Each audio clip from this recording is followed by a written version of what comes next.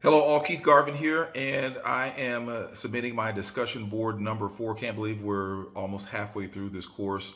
I really believe it's been a great course, and these books that we've been studying have been really excellent. I've recommended them to a lot of people, and I really think that Christians everywhere should have a good understanding of our church history and how doctrine was shaped. This week, we, of course, are focusing on chapter 24 in Shelley's Church History in Plain Language. And the title of this chapter is A Wild Boar in the Vineyard. I love that title. It's, of course, what Pope Leo X referred to Martin Luther as, that wild boar. And we're, of course, talking about Martin Luther, who sparked the Protestant Reformation. And probably he has obviously had one of the most profound, if not the most profound, impact on modern church history and modern church doctrine. I was a little disappointed to learn that in his later years, he kind of became a mean, cantankerous older man who happened to help lead to the deaths of tens of thousands of peasants. That wasn't great to hear. If that's all true, not great, but nonetheless, he had a really, really strong legacy. So this chapter 24, the wild boar in the vineyard, it focuses on Luther's many frustrations with the Catholic Church that finally came to a head. The frustrations were many, but the main disagreement and what led to the fissure was Luther's discovery about justification. He determined that justification was by faith alone, where the Catholic Church had been teaching that it was by faith and also works.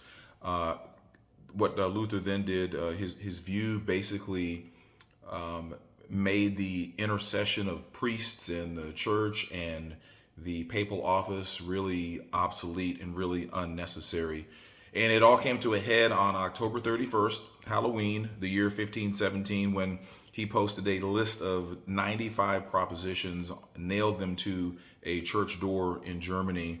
Those propositions were against Catholic doctrine, and that is what sparked the Reformation.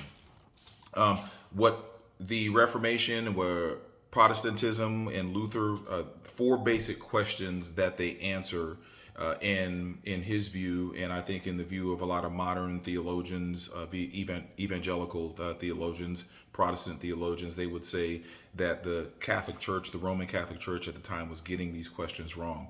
Those 4 basic questions that were answered by Luther in Protestantism: how is a person saved? Where does religious authority lie? What is the church, and what is the essence of Christian living? And to those questions, Luther answered, how is a person saved? By faith alone, not through faith and works, as the Roman Catholic Church has been teaching. Where does religious authority lie? Luther answered, in the Word of God and from the Bible. What is the church? Luther answered, the whole community of Christian believers, not just a papal system or a system involving priests. And the last question, what is the essence of Christian living? And Luther answered, it's serving God in any useful calling, whether it's laity or in the ministry. So Protestant Reformation and the doctrine that followed by many Protestant and evangelical churches today hinges on Luther's discovery regarding justification. Because if faith is through Jesus Christ alone, then our faith requires no intercession of priests or praying to saints on behalf of priests and monks and things of that nature.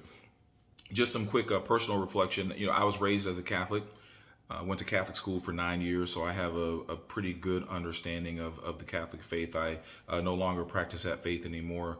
But again, this issue of justification is just so huge. And who is the one that saves us? How do we have that relationship with God? And I remember I had a coworker who I had an 8-hour long drive with in a car, just me and him. And he was a Catholic and knew that I had been a former Catholic, and he'd been trying to work on me for a number of years to get me to change my mind. And one of the things that we talked about that he just really could not get over is that you don't have to go to a priest. You don't have to go to anyone else to get forgiveness from God or have a relationship with God. And that was just something that he at that time just could not get over with. But justification was a huge issue.